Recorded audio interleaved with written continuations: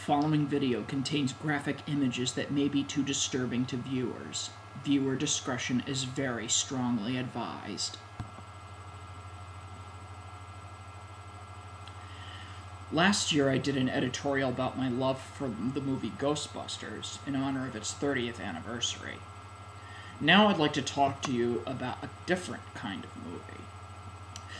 Let's go back in time 55 years ago. Our outgoing president was Dwight D. Eisenhower. We were still fighting the Cold War, and the blacklist would be destroyed with the release of Spartacus, directed by Stanley Kubrick. But at the same time, a 60-year-old director would unleash a film that would be the template for all modern-day slasher movies. That director was Alfred Hitchcock, and the movie was Psycho. So in honor of its 55th anniversary, I will be talking about why I have a love for this movie more than any of Hitchcock's other movies, and how it broke all the rules and continues to thrill and terrify audiences as it did 55 years ago. I call this editorial Psychoanalysis.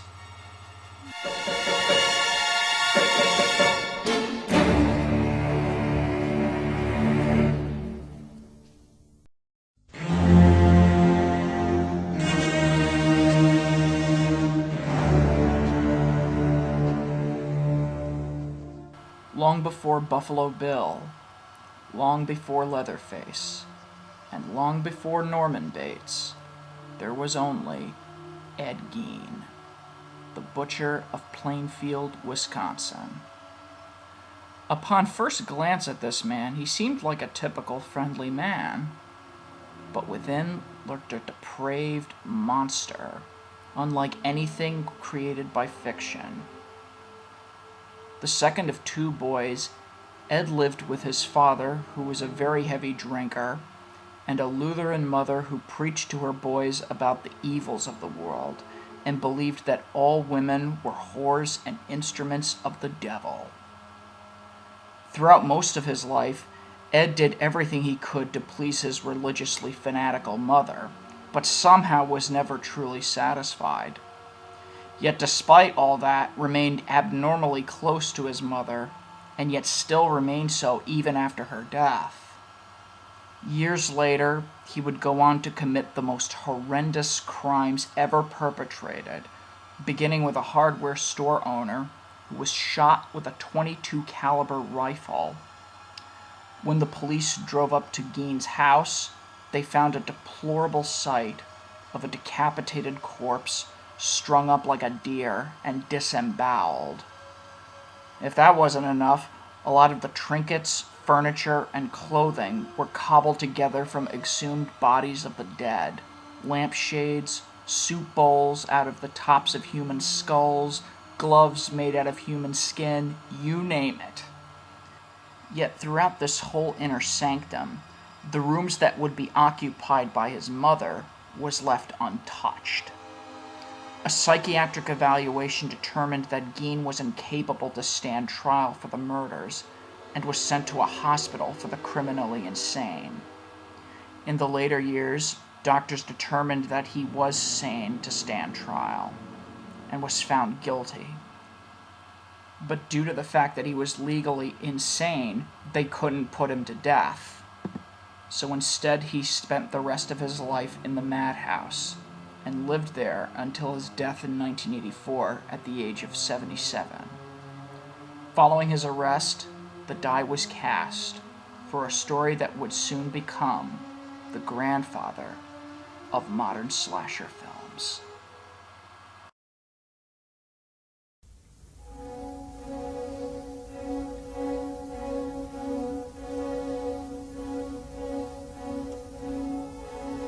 The crimes of Ed Gein shook the world. It would soon catch the attention of a novelist named Robert Bloch, a protege of H.P. Lovecraft. He began to write his novel that would eventually be called Psycho. Bloch, however, didn't look into the details of the Gein case when writing his book, but the idea that a man next door may be a monster. It was determined that making the titular character a motel keeper would make his victims easily accessible. It was Bloch who came up with the idea of establishing a heroine, giving her a problem, and then killing her off a third away into the story, something that was never done. And to make this work, he came up with the idea of killing her in the shower. It's where you're the most vulnerable, and you're in a confined space. Here's the passage as described by Bloch. At first, when the shower curtains parted, the steam obscured the face. Then she did see it there. Just a face peering through the curtains, hanging in midair like a mask. A headscarf concealed the hair, and the glassy-eyed stared inhumanly, but it wasn't a mask. It couldn't be. The skin had been powdered dead white, and 2 hectic spots of rouge centered in the cheekbones. It wasn't a mask. It was the face of a crazy old woman. Mary started to scream, and then the curtains parted further, and the hand appeared holding a butcher's knife. It was the knife that a moment later cut off her scream and her head. Psycho was published in 1959, 2 years later after Gein's arrest. Soon it would catch the attention of a master.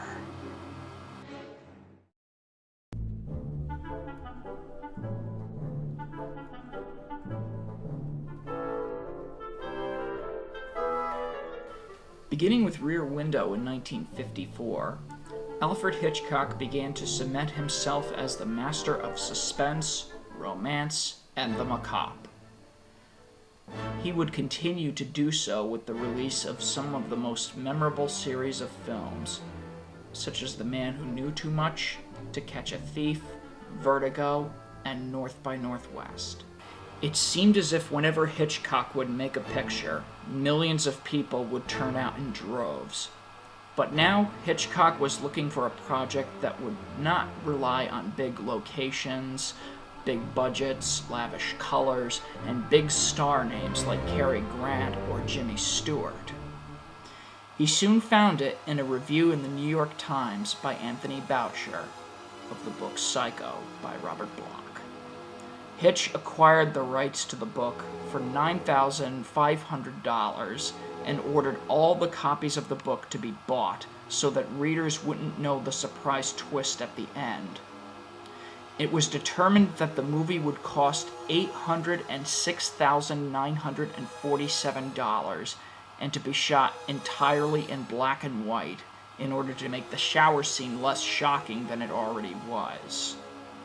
Hitchcock at the time was under contract at Paramount, and they wanted no part of the project.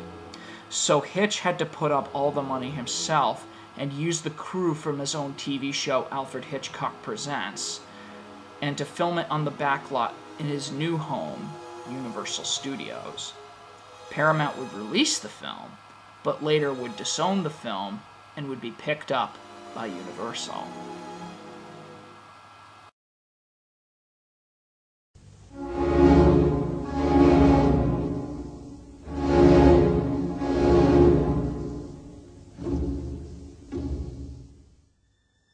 After securing a screenwriter named Joseph Stefano to pen the script, Hitch began the process of casting the film.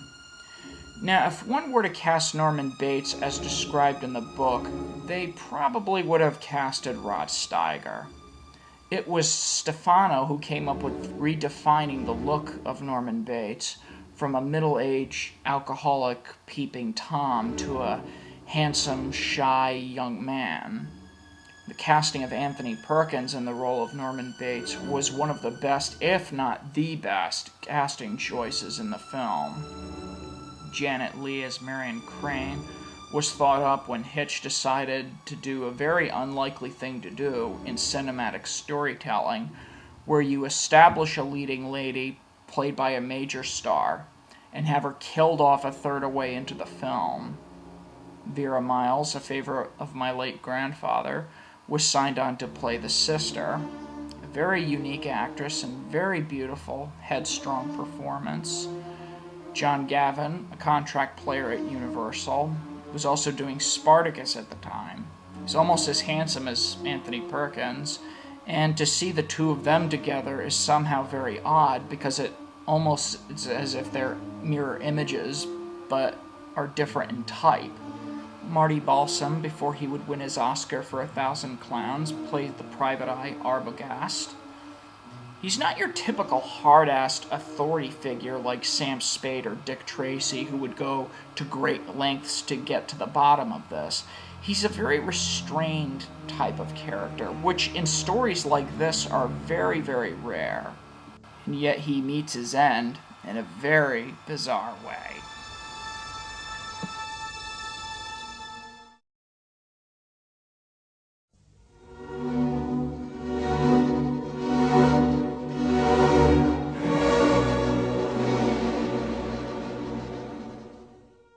Long before Unfriended made people think twice before using the internet. Long before Steven Spielberg would keep bathers close to the shores with Jaws. Alfred Hitchcock made people think twice before entering the shower.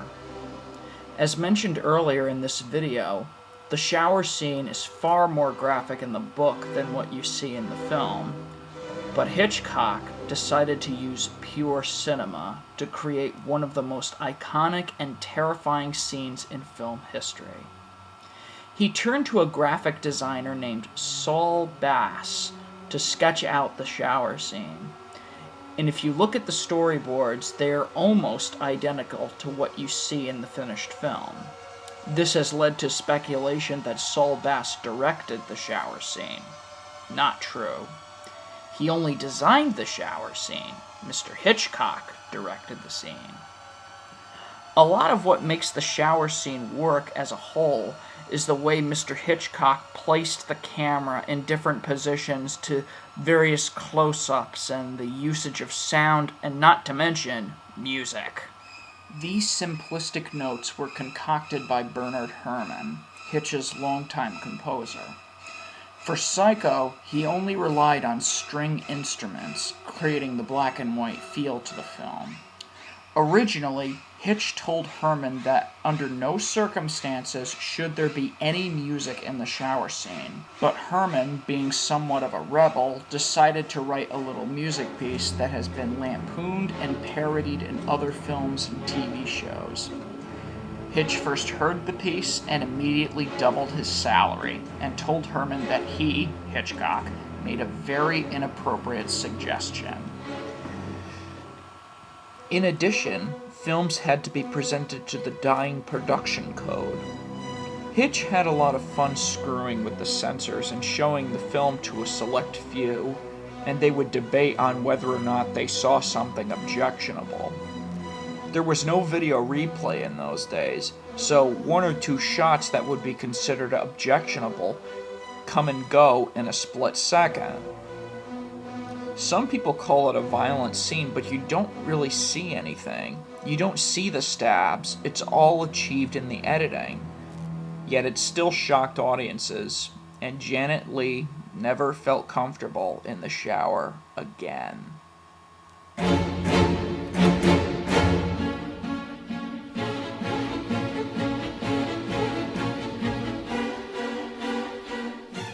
In the early 1950s, you have gimmick horror films from people like William Castle and Roger Corman, who made very cheap movies, which by themselves were terrible, but what got audiences flocking to the theaters was the gimmick they would employ. Hitch thought for Psycho, we should have a policy that nobody should be admitted into the theater after the movie began. As soon as the opening credits began, the doors would be closed and no one would go in until the next showing. Back then, people went to the movies whenever they damn well pleased, but here you have a big star like Janet Leigh who gets killed off a third away from the movie, and latecomers would be confused as to where she was. This was first balked at by theater managers, but only after they saw the long lines outside did they have fun with it. It turned out to be a very effective way to market a film. Now let me talk a little bit about the trailer. Your typical trailer for a movie would consist of clips from the movie edited together in such a way that you would want to see the film, not with Psycho. For Psycho, what they did was have Mr. Hitchcock walking on the set and describing scenes. In normal circumstances, this would have been a kiss of death for your film, but thanks to Hitchcock's sardonic and macabre sense of humor and his ego, people were just as curious to see what kind of film he made. I think it takes a good director like Mr. Hitchcock. Interesting side note, when Hitch draws the curtains aside at the end of the trailer, you don't see Janet Leigh, but Vera Miles. By doing that, the audience would be misled to think that something would happen to her, when in fact it doesn't. Still, I think it made audiences jump out of their seats. Soon the film would gross $50 million and would spawn 3 sequels, a shot-by-shot remake by Gus Van Sant, and a TV series called Bates Motel, which as I'm recording this has just completed its 3rd season. In 2001, it was picked as the most heart-pounding movie of all time by the American Film Institute.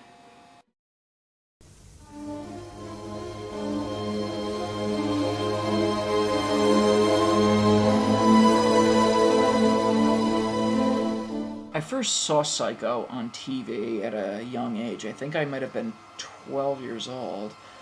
I remember it was unlike anything I've ever seen before. I found the film to be quite unique in its storytelling approach. I liked the idea of establishing a character that you could identify with, and about a third away into the film, kill her off, and you're left with the only likable character.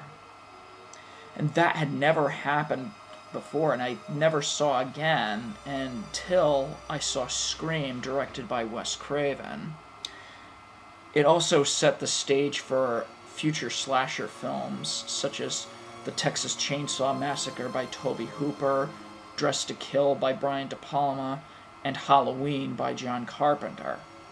But aside from the major set pieces of the film, I was fascinated with some of the more subtle moments of the film, such as the scene where she's driving. It's only 3 separate shots: a close-up of her driving, the point of view of the road in front of her, and the point of view of the police car reflected in the rearview mirror.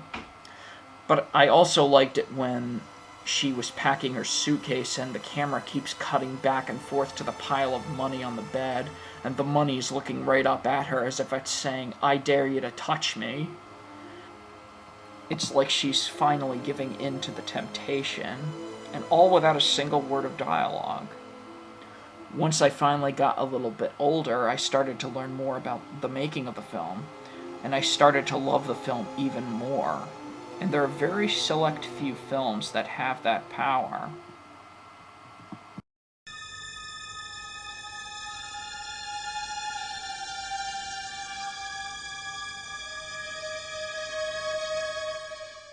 It's 55 years later, and Psycho has been terrifying and influencing filmmakers and storytellers today, and will continue to do so long after everyone associated with it are gone.